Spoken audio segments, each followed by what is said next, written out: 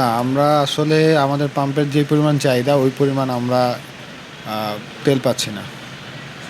আজ কত লিটার পেয়েছেন? আজকে অকটেন 13.5 লিটার 13,500 লিটার পাওয়া গেছে, আর ডিজেল 4,500 লিটার পাওয়া গেছে। যে সংকটটা কোথায় কি মনে করছেন? সংকট হচ্ছে ডিপোর থেকে আমরা পাচ্ছি না। আমরা যেখান থেকে তেল আনি ওখান থেকে তেল পাচ্ছি না। যে সরকার কিন্তু বারবার বলছে যে দেশে তেলে কোনো সংকট নেই, আর আজকে দেখুন রেশনের পদ্ধতি বাতিল করেছে। আচ্ছা, সেক্ষেত্রে আমি যদি ডিপোতে তেল না পাই আমি কীভাবে সেল করব? আমার নিডস হচ্ছে ডিজেল 30,000, আমি পাচ্ছি 4,500। ডিফারেন্সটা কতটুক? অক্টেনের চাহিদা কীরকম আর কীরকম পাচ্ছে? অকটেনও চাহিদা মোটামুটি 20,000-এর। কত?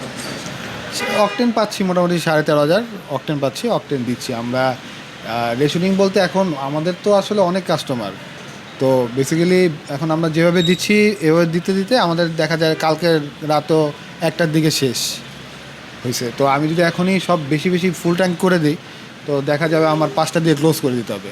তেল যতক্ষণ আছে আমরা অতক্ষণ দিচ্ছি, এই আর কি। অনেক বাইকারদের অনেক ড্রাইভারদের অভিযোগ যে কাউকে বেশি দিচ্ছেন, কাউকে কম দিচ্ছেন, সেই বিষয়টা যে ক্লিয়ার।